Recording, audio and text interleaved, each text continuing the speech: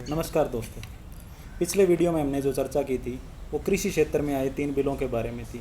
आज उसी चर्चा को आगे बढ़ाते हुए हम बात करेंगे कि इन बिलों का इतिहास की दृष्टि से क्या महत्व है और इनमें क्या और सुझाव हो सकते हैं या कुछ बदलाव की आशंका है या नहीं है, उस पर हम चर्चा करेंगे। तो मेरा पहला प्रश्न नवीन जी आपसे ये है कि जो अगर हम इन बिलों के बारे में बात करें तो इनका इतिहास की दृष्टि से क्या महत्व है या हम किस तरीके से इनको इंडिपेंडेंस के टाइम तक या उससे पहले के समय किस तरीके से देख सकते हैं। विकास जी, हमें इन बिलों का प्रेजेंट में महत्व जानने के लिए इतिहास में जाना पड़ेगा। ठीक है सर। कि अगर हम 1860 से लेकर के 1920 तक के पीरियड को लें, उस पीरियड में ब्रिटिशर ने फर्स्ट टाइम इंडियन एग्रीकल्चर को कॉमर्शलाइज किया। ठीक है। जब मैं कॉमर्शलाइज वर्ड बोलता हूँ तो उसका मीनिंग होता है कि किसान दूर की मार्केट में सेल करने के लिए बनाए। ठीक है। ना सिर्फ वो अपने फाइनल कंजप्शन के लिए और लोकल मार्केट में सेल करने के लिए। ठीक है सर। ठीक है। यानी ऐसे बोल सकते हैं कि कॉमर्शलाइज के लिए, एग्रीकल्चर को कॉमर्शलाइज के लिए हमें इकोनॉमी में डिमांड चाहिए, ठीक है। इकोनॉमी में सप्लाई चाहिए, और तीसरा जो है इंफ्रास्ट्रक्चर चाहिए ताकि देश के कोने कोने तक पहुंच सके किसान का बनाया हुआ सामान, और फोर्थ मार्केट ओपन हो तभी पहुंचेगा। हाँ ठीक है। तो ये चीज़ें, अब अगर हम ब्रिटिशर की उस टाइम उस ज़माने की बात करें तो देखिएगा कि उस टाइम यूरोप के अंदर इंडस्ट्रियल रेवोल्यूशन स्टार्ट हो गया। बिल्कुल सर। और इंडिया के अंदर भी 1857 की क्रांति हो गई थी। तो ब्रिटिशर ने एक ऐसी चाल चली कि जिससे उन्होंने एक पंथ और दो काज हो सके कि उनको अपनी इंडस्ट्री के लिए सामान चाहिए था, और इधर इंडिया के अंदर उन्होंने किसानों को शांत करने के लिए, क्योंकि 2/3 लोग जो है वो एग्रीकल्चर में लगे हुए थे, तो उन्होंने एग्रीकल्चर डेवलपमेंट को उन्होंने एग्रीकल्चर को एक इकोनॉमिक डेवलपमेंट का शोपीस बनाया। ठीक है सर। और उसके लिए उन्होंने सबसे पहले चूज़ किया पंजाब को, क्योंकि पंजाब जो है वो यहाँ पर मॉनसून आते आते मर जाती थी और ये बिल्कुल ड्राई एरिया था। जब मैं पंजाब की बात करता हूँ तो हरियाणा भी उसमें आता है, जो पाकिस्तान पंजाब है वो भी इसके अंदर। बिल्कुल बिल्कुल सर, काफ़ी बड़ा है। यस। तो यह नाम मात्र की फसल होती थी, बिल्कुल कम होती थी। ठीक है सर। तो ब्रिटिशर ने वहाँ कैनाल सिस्टम से जोड़ा। बाद में उन्होंने वेस्ट यूपी को डेवलप किया, बाद में डेक्कन को डेवलप किया, बाद में साउथ इंडिया को डेवलप किया, बाद में ईस्ट इंडिया को डेवलप किया। सर, ये उन्होंने, आप सोच के हैरान होंगे कि उन्होंने पहले 6000 किलोमीटर का केनाल था, नहरें थी, लेकिन उन्होंने 45,000 किलोमीटर की नहरें का जाल बिछाया और पूरी कंट्री को रेलवे के थ्रू पोर्ट से जोड़ दिया। उसके इफ़ेक्ट्स क्या हुए वो हम बात करते हैं कि इंडिया का जो एग्रीकल्चर में एक्सपोर्ट है वो वैल्यू के अंदर 500 गुना बढ़ गया। ठीक है सर। 500। एक दूसरा क्या इफेक्ट हुआ कि जो वेज हैं, अगर मैं मनी वेज की बात करूं, वो 24 रुपए से लेकर के 1920 के अंदर 110 रुपए आ गए। रियल वेज की मैं बात करूं तो 29 रुपए से 47 रुपए आ गए। ठीक है सर। ठीक है। अब अगर हम ये देखें, इसके अलावा और क्या चेंजेस हुए कि जो एक टाउन पॉपुलेशन डेवलप हुई, ठीक है सर, और एक नया रीजनल स्पेशलाइजेशन सिस्टम डेवलप हुआ। ठीक है सर। यानी कि पर्टिकुलर एरिया में लोगों ने स्पेशलाइज करना स्टार्ट कर दिया। ठीक है सर। और उससे एक नया एंटरप्रेन्योरशिप, माइग्रेशन, नई सेटलमेंट स्टार्ट हुई, इंटरप्राइजेज इस्टेब्लिश हुई। और आप ये भी हैरान होंगे ये सोच करके, देख करके, कि जो टाउन के लोग हैं उन्होंने ज़मीन लेना स्टार्ट कर दिया। ठीक है सर। यानी जो टाउन के लोग थे, अर्बन पॉपुलेशन थी, उन्होंने ज़मीन की तरफ रुख किया कि उनको लगा कि ज़मीन में इन्वेस्टमेंट करेंगे तो हम ज़मीन को प्रोडक्टिव बना करके पैसे वाले हो जाएंगे। ठीक है सर। यानी इस टोटल समाज के अंदर टोटल चेंज आया। ठीक है सर। लेकिन 1929 के बाद जब ब्रिटिशर ने इंडिया में प्लांट ब्रीडिंग स्टार्ट किया, ठीक है, तो प्लांट ब्रीडिंग यानी कि जो बीज होता है उसका संशोधन किया, तो उसकी वजह से प्रोडक्टिविटी बढ़ी। बिल्कुल सर। अब उसकी वजह से प्रोडक्टिविटी बढ़ी, लेकिन और सप्लाई ज़्यादा हो गई, सप्लाई ज़्यादा होने की वजह से इतना डिमांड जो था वो डिमांड स्टेबल रहा, तो प्राइस डाउन आ गई। प्राइस डाउन आते ही एग्रीकल्चर में क्राइसिस जनरेट हो गया।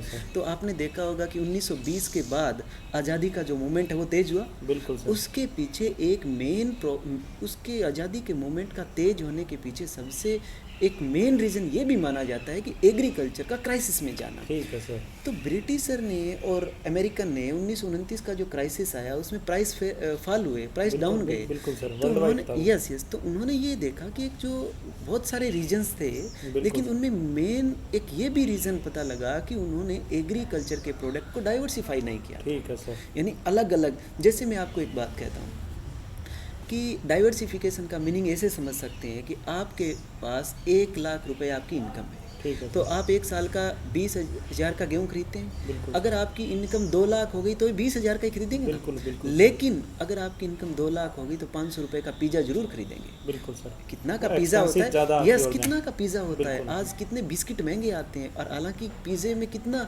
कितना एक छोटा सा पिज़्ज़ा 500 रुपये से कम नहीं आता। तो जो डाइवर्सिफिकेशन उन्होंने किया, लेकिन इंडिया के अंदर क्या हुआ कि डाइवर्सिफिकेशन होने से पहले जो मोमेंट, नेशनल मूवमेंट स्टार्ट हुआ आज़ादी का, उसके अंदर एग्रीकल्चर का जो एक सिस्टम है वो ग्लोबल फूड चेन से टूट गया। उसकी वजह से हमारी एग्रीकल्चर स्लो डाउन आना स्टार्ट। बाद में 1947 में पार्टीशन हुआ। तो पार्टीशन हुआ तो ईस्ट पाकिस्तान और वो वेस्ट पाकिस्तान जो बने, तो पंजाब का एक पोर्शन और इधर जिसको आज हम बांग्लादेश बोलते हैं, तो जो फर्टाइल जगह थी वो चली गई। तो इस कंट्री में 1960 आते आते भूख, यानी कि एग्रीकल्चर सिर्फ एकमात्र इसके लिए रह गया कि कैसे हम हमारे देश के लोगों की भूख को मिटा सकें। ठीक है सर, बिल्कुल। तो नॉर्मन बोलो को सीड्स लाया और वो सब आपने देखा। ठीक है। तो हमारे फूड ग्रेन का सिस्टम स्टार्ट हुआ, लेकिन इस कंट्री में कोई इंडस्ट्रियलाइज नहीं था। बिल्कुल सर। सर्विस सेक्टर नहीं था, लेकिन जो 2/3 पॉपुलेशन थी वो एग्रीकल्चर में थी। तो हमें 1985 आते आते जो फूड ग्रेन का प्रोडक्शन है वो इतना सफिशिएंट हो गया कि कंट्री के अंदर जो है सफिशिएंटली भूख को ख़त्म किया जा सकता है। उसके बाद में हमारी कंट्री के अंदर एक इंडस्ट्रियल मार्केट रिफॉर्म स्टार्ट हुए 1985 से लेकर के, जिसका 1991 के अंदर वाइड लेवल पे रिफॉर्म्स हुए। यस उसके बाद में हमारी कंट्री में एक इंडस्ट्रियल सेक्टर फैला और सर्विस सेक्टर फैला, यानी डिमांड जो है फैली। ठीक है सर। एक बात जो मैं और आपसे बात करना चाह रहा हूँ कि 1920 तक जब मैंने वेज की बात किया, वहाँ पर एक बड़ी इंटरेस्टिंग बात है कि किसानों का 1860 से लेकर के 1920 तक जो उनके प्रोडक्शन का प्राइस है वो 3 गुना बढ़ गया। ठीक है सर। और ये बात जो मैं कर रहा हूँ, ये एक ऑस्ट्रेलियन इकोनॉमिक हिस्ट्री रिव्यू के अंदर एक paper publication, factor price and poverty in colonial India, तो वहाँ से मैं आपसे डिस्कस कर रहा हूँ। तो उसके बाद राजेश जी, विकास जी, क्या हुआ कि 3 गुना प्राइस बढ़े, लेकिन 1920 के बाद, और हम डिस्कस करें अब तक का, तो जो नॉमिनल वेज हैं वो तो 241 रुपये हो गए, लेकिन जो रियल वेज है वो 47 से 42 रुपये आ गए। वो 47 से 42 कैसे आए, हम थोड़ा सी बात करते हैं कि 47 से रियल वेज डाउन हो गए। रियल वेज डाउन ऐसे हो गए कि गवर्नमेंट ने MSP डिसाइड कर दिया। अब आप एक बात समझ सकते हैं कि इन्फ्लेशन कंट्री में 6% होता है, गवर्नमेंट बढ़ाती है 3%। तो जब इन्फ्लेशन 6 रुपये है और आपका बढ़ाया जा रहा है 3%, तो आपका रियल तो डाउन जाएगा। जैसे गवर्नमेंट लीजिए, इन्फ्लेशन 6% है और आपको DA 10% मिल रहा है, तो रियल इनकम 4% ग्रोथ कर रही है। लेकिन मोर और लेस इस कंट्री में जब नॉमिनल वेज बढ़ा तो इसका मीनिंग इन्फ्लेशन आई है। बिल्कुल सर। लेकिन रियल वेज 47 से 42 आ गया। इसका मीनिंग ये हो गया कि MSP उस रेट से नहीं बढ़ा, इवन उस रेट से भी नहीं बढ़ा जितनी इन्फ्लेशन थी, तो किसान तो गरीब होता गया, रियल इनकम गिरती गई। तो अब एक चीज़ और समझते हैं यहाँ पर कि अगर हम 1920 के बाद का सिनेरियो, अगर आज़ादी के बाद का सिनेरियो देखें, तो आज़ादी के बाद में हमने इंडस्ट्रियल रिफॉर्म हुए, सर्विस सेक्टर में रिफॉर्म हुए, डिमांड बढ़ी कॉन्टीन्यूसली। जब आपकी मनी वेज बढ़ा है तो इसका मीनिंग डिमांड हाई है, इन्फ्लेशन हाई है। लेकिन एक चीज़ आप क्लियर देखिएगा कि आज इस कंट्री के अंदर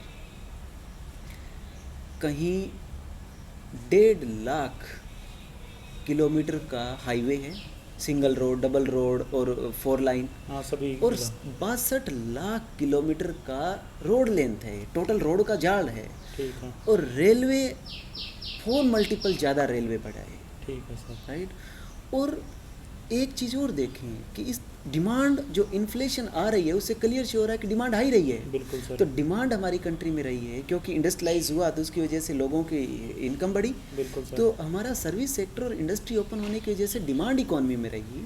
सप्लाई साइड की हम बात करें तो एग्रीकल्चर में मैं आपको बता रहा हूँ सफिशिएंट बूम रहा। बिल्कुल। तो एग्रीकल्चर में प्रोडक्शन की कमी नहीं रही, सप्लाई साइड कंट्री में रही, डिमांड कंट्री में रही, इंफ्रास्ट्रक्चर जनरेट हो गया।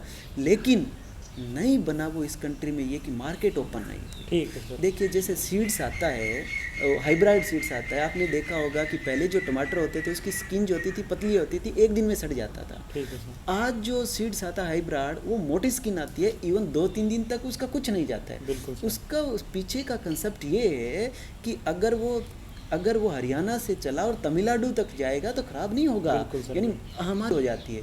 सब्जी होने का वो मूवमेंट 20 किलोमीटर के दायरे से बाहर जाती नहीं है तो ख़राब हो जाती है। तो मैं आपसे ये बात कर रहा हूँ कि जब मैंने कॉमर्शलाइज की बात की तो ब्रिटिशर ने यूरोप के अंदर इंडस्ट्रियलाइज हुआ तो वहाँ डिमांड बनी जिसका यहाँ से एक्सपोर्ट हुआ। बिल्कुल सर। रॉ मटेरियल एक्सपोर्ट करके। यस। दूसरा उन्होंने सप्लाई, एग्रीकल्चर में सप्लाई जनरेट की। और तीसरा उन्होंने मार्केट को ओपन किया। और चौथा उन्होंने इंफ्रास्ट्रक्चर बनाया। लेकिन इंडिपेंडेंट के बाद हमारी कंट्री में डिमांड भी जनरेट हुई क्योंकि हमेशा से हाई इन्फ्लेशन रही है, सप्लाई भी जनरेट हुई। सप्लाई जनरेट हुई है और इंफ्रास्ट्रक्चर का भी जाल बचा है, लेकिन नहीं हो पाया वो चौथा स्तंभ जिसको मार्केट ओपन नहीं। बिल्कुल सर। ओपन मार्केट नहीं मिल पाई। ओपन मार्केट नहीं मिल पाई। मैं आपसे एक बात करता हूँ कि मैंने मेरे फादर को देखा है। मेरा फादर सुबह से लेकर के शाम तक मेहनत करते थे। मेरी माँ सुबह 4 बजे उठ के भैंस को चारा डालती थी और हर किसी का ऐसा ही हालात है। बिल्कुल सर। और फिर भी कभी जो है हमने कोई पैसों को अच्छे से यूज़ नहीं किया, अच्छे से हमारे पास इतने पैसे नहीं आए कि हम थोड़ा सा लाइफ को ठीक कर सकें। बिल्कुल सर। तो विकास जी मैं एक बात कर रहा हूँ, इसके पीछे क्या रीज़न है? हमने देखा है कि जो आदमी काम करता है वो धनवान हो जाता है, लेकिन किसान, मैंने मेरी फैमिली में देखा है कि सुबह से शाम तक काम करते हैं और फिर भी अगर पैसे वाले नहीं हो रहे तो इसका 2 मीनिंग हो सकता है कि या तो हमारा पैदा किया हुआ कोई और खा रहा है और या हमारे पैदा की हुई की मार्केट वैल्यू नहीं है। और किसान में दोनों हो रहे हैं क्योंकि गवर्नमेंट ने एमएसपी डिसाइड कर दिया। अब एमएसपी डिसाइड कर दिया तो एमएसपी बन गया मैक्सिमम स्पॉट प्राइस, और गवर्नमेंट सारा प्रोक्योर करती है तो उसके घाटा होता है 1,30,000 करोड़ से ऊपर। अब वो घाटा होता है इसलिए गवर्नमेंट जो है वो उसी रेट पे देने के लिए तैयार हो जाती है। तो घाटे का अब जो लोगों के टैक्स से घाटा पूरा करती है। बिल्कुल सर। अच्छा, दूसरा जहाँ एमएसपी नहीं है वहाँ पर एपीएमसी के थ्रू ट्रेडर को लाइसेंस मिल गया। वो ट्रेडर कंपनियों के एजेंट बन गए, उन्होंने ऊपर नहीं जाने दिया प्राइस। मैं आपको एक एग्जांपल दे रहा हूँ कि पिछली बार मैं मूंग बेचने गया तो एमएसपी पे मूंग जो था वो 7800 रुपये था। लेकिन मैं थोड़ा लेट हो गया तो मैं मार्केट में गया बेचने के लिए, तो मेरे मूंग को मैं 40 रुपये पर क्विंटल के हिसाब से तो यहाँ से किराया दिया, 500 रुपये लदाने के लगे और वहाँ जा कर के उन्होंने मेरे मूंग को 6700 रुपये लगाए। 4 लोग आए। अब मैंने एक बार तो सोचा कि वापस ले जाऊँ। अब अगर मैं वापस ले जाऊँ तो वहाँ से डलवाऊँ, घर ला के उतरवाना, बाद में उसके अंदर मेरे कॉस्ट डबल होगी। फिर अगर वो ख़राब होने के डर, तो मेरे को ये लगा कि ये तो मेरा एक्सप्लॉयटेशन हो गया। बिल्कुल। तो मैं ये कह रहा हूँ कि जो ट्रेडर्स थे जिनको मैं फाइनेंसर बोल रहा हूँ वो उन्होंने एक ऐसे बोल रहे हैं कि कार्टेल बना लिया और प्राइस बढ़ने नहीं दिया वहाँ। और दूसरा गवर्नमेंट ने एमएसपी को मैक्सिमम कर दिया। और हमने बात किया कि गवर्नमेंट 3% 2% बढ़ाती है। अरे जी एक बात समझें, 6% तो इन्फ्लेशन है ना। जब 3% एमएसपी बढ़ाओगे तो रियल इनकम तो डाउन जाएगी। और किसान की रियल इनकम धीरे धीरे डाउन होती गई, वो गरीब होता गया। बिल्कुल सर। तो ये सब जो हालात क्रिएट हुए, तो अगर हम इतिहास से देखें, आपने जो पूछा है कि ब्रिटिशर ने किया, उन्होंने इंफ्रास्ट्रक्चर डेवलप किया, डिमांड जनरेट किया, सप्लाई जनरेट किया और मार्केट को ओपन किया। लेकिन हमारी आज़ादी के अंदर इंफ्रास्ट्रक्चर डेवलप हुआ, सप्लाई साइड स्ट्रॉन्ग हुई और डिमांड जनरेट हुई है क्योंकि हाई इन्फ्लेशन तभी तो नॉमिनल वेज बढ़ा। लेकिन नहीं खुला तो मार्केट नहीं खुला। मार्केट नहीं खुलने की वजह से वही सामान रह जाता है। तो देखिए क्या विकास जी कि इस आप देख रहे हो कि मैंने वहाँ बताया कि ब्रिटिश टाइम में 3 गुना प्राइस बढ़ गए, रियल वेज डबल हो गए, लेकिन यहाँ पर तो हमारे वेज इनकम जो डाउन चली गई। बिल्कुल सर। इसका क्या मीनिंग है? आप इतिहास से अगर सीख के देखें तो ये मार्केट, ये जो प्रॉब्लम्स है वो मार्केट इनएफिशिएंसी की तो प्रॉब्लम है। ठीक है सर, ठीक। तो हमारा पहले जो सिस्टम चला आ रहा था इन बिलों से पहले, उसका अगर देखा जाए तो चाहे फार्मर्स है या समाज पे उसका क्या इफेक्ट हुआ था? देखिए विकास जी, जो हमारा एपीएमसी बना ठीक है और सर। उसका अगर हम समाज पे इफ़ेक्ट्स देखें तो 3 तरह से हम देख सकते हैं, इकोनॉमिक इफ़ेक्ट और उसके बाद में इन्वायरमेंटल इफ़ेक्ट और सोशल इफ़ेक्ट। मैं सबसे पहले इकोनॉमिक इफ़ेक्ट की बात करूं तो देखिएगा, मैंने आपको बात किया कि जब उस 60-70 साल के पीरियड में ब्रिटिश टाइम में ठीक। जब इंडस्ट्रियलाइज हुआ तो अर्बन लोग ज़मीन खरीदने लग गए। ठीक है सर। वो इन्वेस्टमेंट एग्रीकल्चर में करके एक प्रोडक्टिविटी से इनकम जनरेट करने के इंटरप्राइजेस डेवलप ठीक हुए। है। लेकिन यहाँ पर आज किसान, ये हालात है कि किसान 2 लाख रुपए 5 लाख रुपए खेत में नहीं लगाना चाहता। मेरा बिरान खेत है, मैं जानता हूँ। हम लोग 20,000 रुपये उसके लेवल करने के लिए नहीं लगाते खेत को, क्योंकि हमें लगता है पूरा नहीं होगा। बिल्कुल सर, बिल्कुल। तो जो आर्थिक जो प्रॉब्लम्स हुई वो प्रॉब्लम ये थी कि हमारा एग्रीकल्चर के अंदर प्राइवेट इन्वेस्टमेंट नहीं हुआ। ठीक है सर। दूसरा, पर के जो हमने अभी इन्फ्लेशन वाली और बात की, उसकी वजह से रियल इनकम डाउन जाती गई। उसकी वजह से किसान जो एक ट्रैप में उलझता गया, वो कभी फाइनेंशियर के सिस्टम में उलझ गया। उसकी वजह से उसकी ज़मीन जो है वो कहीं औरों के हाथ में चलती गई। अगर हम सोशल इफ़ेक्ट की बात करें, आज ये हालात है कि जिसके 1 एकड़ 2 एकड़ ज़मीन है, 3 एकड़ ज़मीन है, विकास जी, उन लड़कों की शादी नहीं होती है। लेकिन जो 4th क्लास में जॉब करता है ना, उसके साथ शादी हो जाती है। किसान के साथ कोई शादी करने की जरूरत नहीं। उससे एक सोशल अनरेस्ट बढ़ा। ठीक है सर। पूरा सोशल अनरेस्ट, उसकी वजह से एक समाज के अंदर जितने भी बुरी आदतें होती हैं वो बड़ी, नशा बढ़ा है, ये बढ़ा।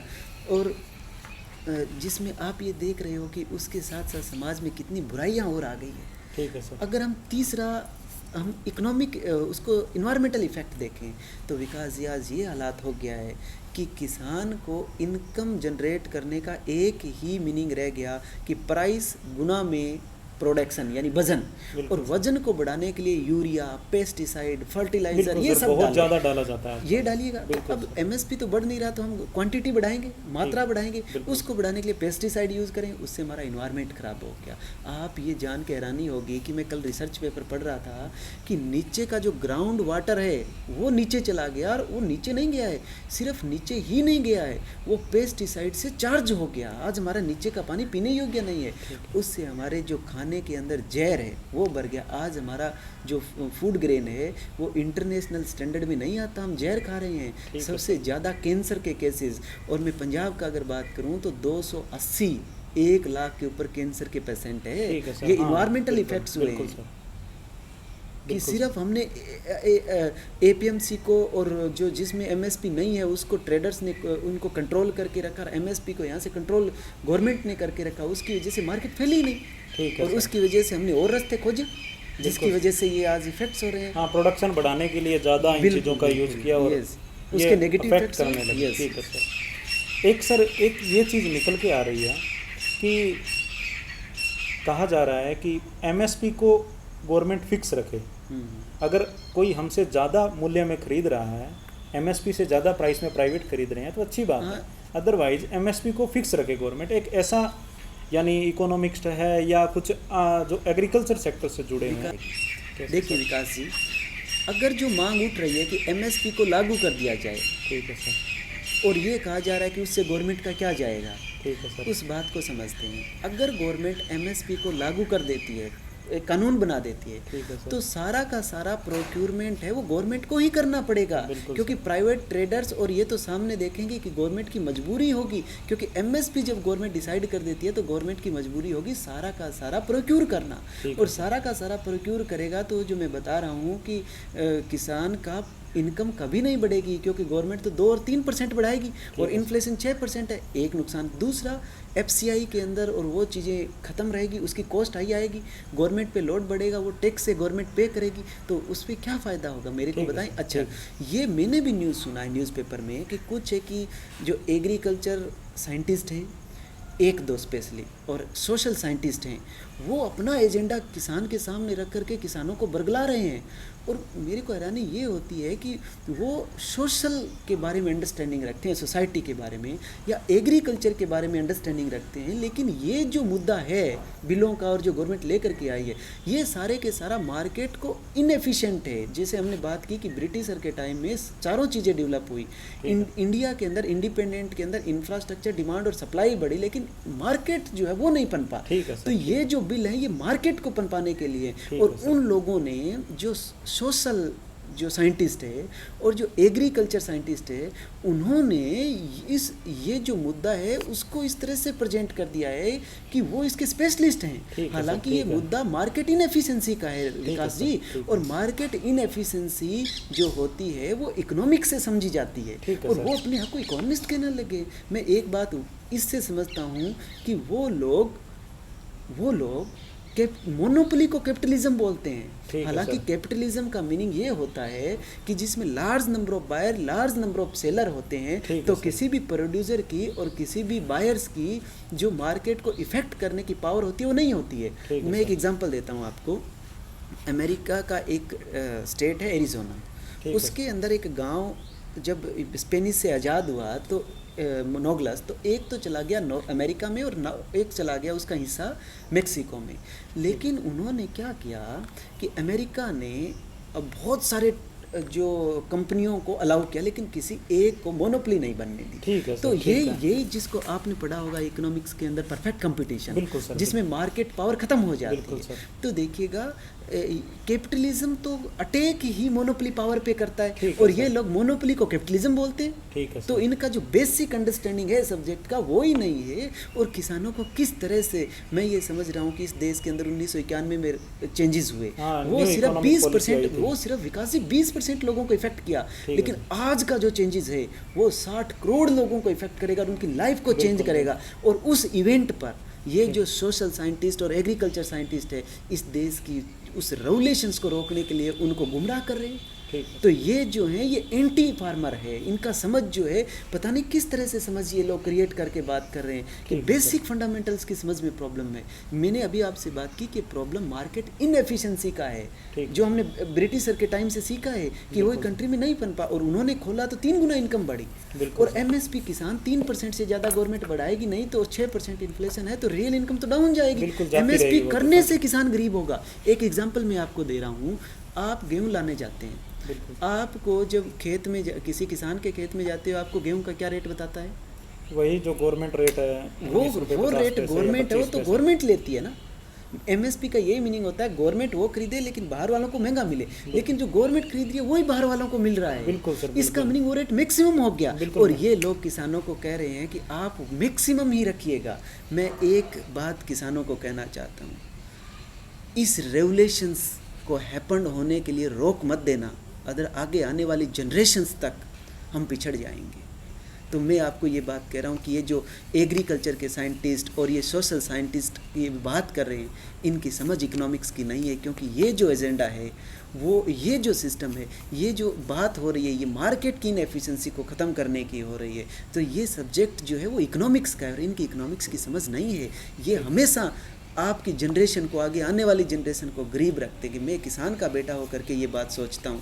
तो आप इस चीज़ को समझने की कोशिश करें, इन्होंने एजेंडा कैसे क्रिएट कर दिया है। ठीक है सर, एक हम लगभग अंत में पहुँच गए हैं इन बातचीत के जो हम डिस्कस कर रहे थे, लेकिन एक इसमें ये भी है कि कुछ ना कुछ अगर हम देखें कि कोई सुधार लग रहा हो, जो 3 बिल हैं जो मुख्य तौर पे पार्लियामेंट से क्लियर हो चुके हैं, तो उनमें किस तरीके से और सुधार किए जा सकते हैं, या कैसे इनको जब लागू किया जाए तो और अच्छे तरीके से इफेक्टिव हो सकते हैं? बिल्कुल विकास जी, लागू करने के लिए सुजेशंस धरातल पे लाने के लिए गवर्नमेंट को अब ईमानदारी दिखानी होगी, और उसके लिए मैं क्लियर कट 5-6 पॉइंट्स का डिस्कस करूंगा जो कि बहुत इंपॉर्टेंट है। पहला इम्पोर्टेंट ये पॉइंट है कि गवर्नमेंट को पार्लियामेंट के थ्रू एंटी ट्रस्ट बिल लाना चाहिए। एंटी ट्रस्ट बिल का मीनिंग हो गया कि किसी की मोनोपोली ना बनने दे और लार्ज नंबर ऑफ कंपटीटर जो है उनको सप्लाई करे। मैं 3 साल से क्लास में पढ़ा रहा हूँ बच्चों को कि जियो जो है वो टेलीकॉम इंडस्ट्री के अंदर अच्छी बात नहीं है, क्योंकि जियो की मोनोपोली अगर होती जाएगी, जो कि मेक्सिको के अंदर नोग्लेस के एक पार्ट में हुई और आज वहाँ गरीबी रह गई, क्योंकि और अमेरिका ने जो नोग्लेस का दूसरा पार्ट है वहाँ पर एक जो ये माइक्रोसॉफ्ट है उसको मोनोपोली क्रिएट नहीं करने दिया। एंटी ट्रस्ट जब बना करके बहुत सारे प्लेयर को मार्केट में उतारा। तो जो गवर्नमेंट को ज़रूरत है कि बहुत सारे कंपनी को प्रमोट करे यहाँ से खरीदने के लिए, गवर्नमेंट एंटी ट्रस्ट लेकर के आए कि एक का ना बने एक। दूसरी जो है वो फाइनेंसर से या आड़तियों से बचाने के लिए किसानों के लिए गवर्नमेंट जो है एक क्रेडिट कॉन्ट्रैक्ट बिल लेकर के आए स्ट्रॉन्ग। उससे क्या होगा विकास जी कि अगर आज किसान पैदा करेगा नॉन फूड ग्रेन तो उसको फूड खरीदने के लिए चाहिएगा ना, तो वो उनको उस वहाँ से मिले। और अगर फूड ग्रेन पैदा करेगा तो हो सकता है उसको वो किसी भी खरीदने वाले को थोड़े टाइम के बाद बेचे, तब उसको चाहिए। तो जैसे आप अगर टीचर हैं, आप अपनी इनकम को दिखा करके आप कभी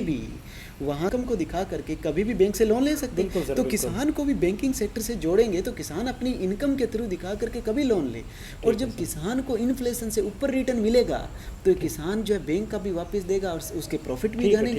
तो मैं एक चीज़ और यहाँ पर कहना, 2 बात मैंने किया है। पहला एंटी ट्रस्ट स्ट्रॉन्ग ला लेकर के आए, गवर्नमेंट को देखो ईमानदारी दिखानी होगी। दूसरा क्रेडिट कॉन्ट्रैक्ट इस्टेब्लिश करना होगा और बैंकों को और नॉन बैंकिंग फाइनेंशियल कंपनी को फ्री एंड देना पड़ेगा रिकवर के लिए। मेरी समझ ये कहती है कि ओपन मार्केट करने के बाद लोन रिकवर करने की प्रॉब्लम नहीं आएगी। ठीक है सर। तीसरा जो मेरा सुझाव है वो कि गवर्नमेंट एक डिस्प्यूट सेटलमेंट का ट्राइब्यूनल बनाए, जो अब एसडीएम को पावर दे दी गई है। ये बात जहाँ तक है प्रैक्टिकल नहीं लगती है। आप एक फास्ट ट्रैक ट्राइब्यूनल बनाएं जिसके अंदर जुडिशरी को इंक्लूड करें, और अगर कोई भी कंपनी जहाँ पर भी गड़बड़ करे तो उसके ऊपर, जैसे आप मोटर व्हीकल एक्ट लेकर के आए हो हाई फाइन, उस तरह से हाई फाइन लगाया जाए कि ताकि दोबारा से वो कंपनी ना।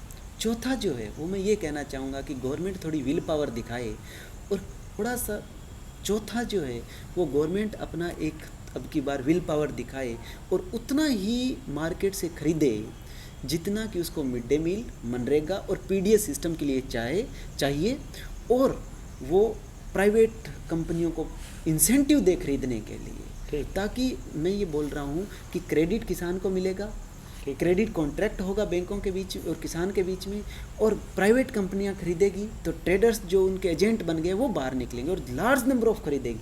3, चौथा जो मैंने पॉइंट अभी बोला कि किसानों को गवर्नमेंट थोड़ा परचेज करने के लिए विलनेस दिखानी पड़ेगी, क्योंकि जिस तरह से किसानों को बरगला दिया गया है उसको किसानों के भले करने के लिए गवर्नमेंट को थोड़ा स्ट्रॉन्ग होना पड़ेगा। क्योंकि जिस तरह की, तो गवर्नमेंट थोड़ा सा उतना ही परचेज करे जितना चाहिए और मार्केट को इसके अंदर आने दे और प्लेयर्स को।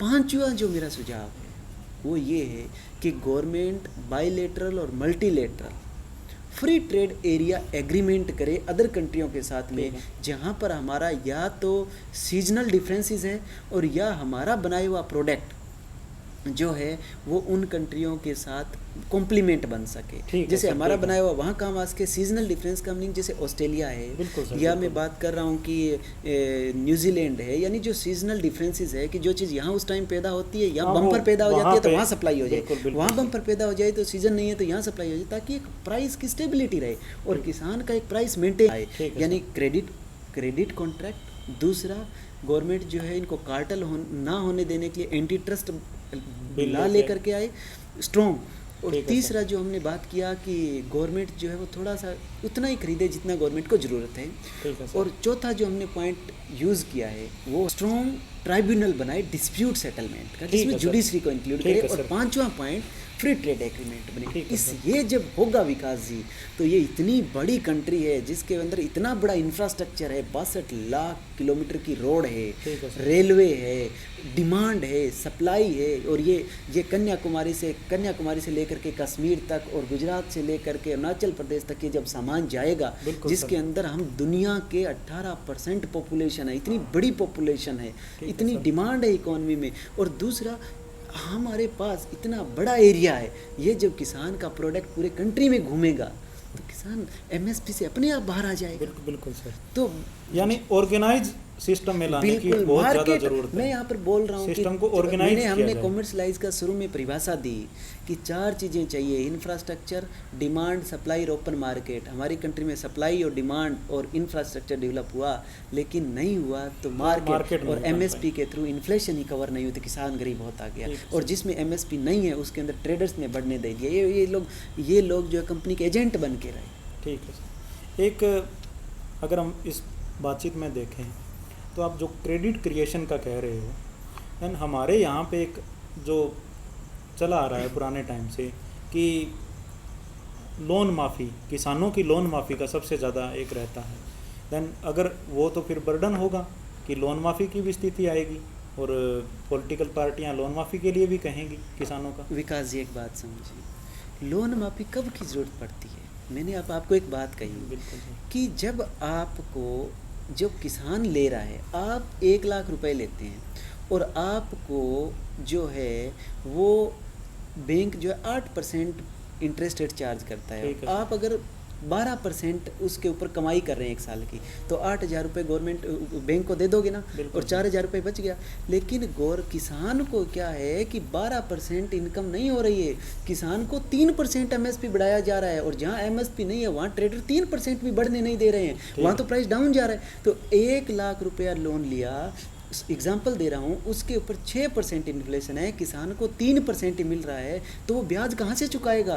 और जहाँ एमएसपी नहीं है वहाँ पर उसको 1% भी इंक्रीमेंट नहीं मिलता है, तो ब्याज कहाँ से चुकाएगा? वो एनपीए तो बनेगा।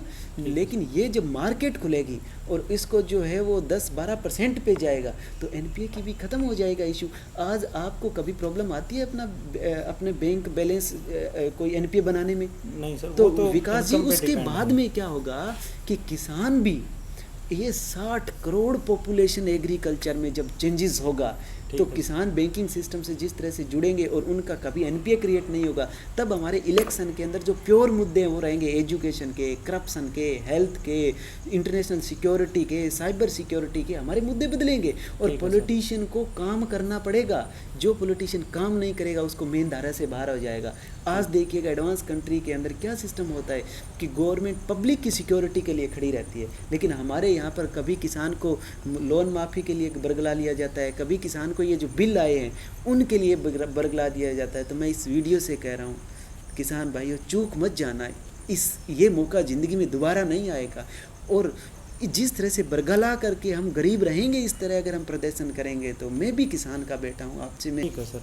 तो यानी ये जो आपने जो बातें बताई हैं, ये कहीं ना कहीं हमारे जो सिस्टम से जुड़ी हुई थी, कमियां थी, वो निकल के मेन एक ही कमी थी, जो मार्केट इनएफिशिएंसी। कोई लोगों ने एग्रीकल्चर का इशू बना दिया। ये ना एग्रीकल्चर का इशू है ना सोशल इशू है, ये मार्केट इनएफिशिएंसी का इशू है, जिसको हार्डकोर इकोनॉमिक्स की समझ नहीं है, वो लोग इसको इंटरप्रेट करने लगे हैं। उसकी वजह से ये किसानों के अंदर एक भ्रांति फैला दी गई। ठीक है सर, बहुत बहुत धन्यवाद सर आपका। Thank you. आपने बहुत अच्छे से इन चीज़ों को रखा। Thank you. उम्मीद है कि हम इससे जुड़ी कुछ चीज़ें और उनके ऊपर नेक्स्ट वीडियो के अंदर हम डिस्कस करेंगे कि बजट के तंत्र के थ्रू किसानों को क्या मिल रहा है, और ग्लोबल चाइना ने कैसा सिस्टम किया, या एक आप ये देखो कि ये जो बोला जा रहा है कि यूरोप में ये मॉडल फेल हो गया, अमेरिका में फेल हो गया, मैं एक एक मॉडल जो है वो आपके सामने लाऊंगा ऑथेंटिक सोर्स के साथ। मैंने जो आज बात किया वो मैंने रिसर्च पेपर के बेस में बात किया है, और ये जो रिसर्च पेपर है वो मैं इस वीडियो के नीचे डिस्क्रिप्शन में भी डालूंगा। ठीक है सर, ठीक है। यानी हम इंटरनेशनल इश्यूज या उनसे संबंधित चीज़ों पे समझेंगे दोबारा एक और अच्छा आज हमने जो बात किया कि इतिहास के नजरिए से इन बिल को देखा है, तो आपको क्लियर समझ आ जाता है कि हमने नहीं कर पाए जो market reform. Thank you sir. Thank you.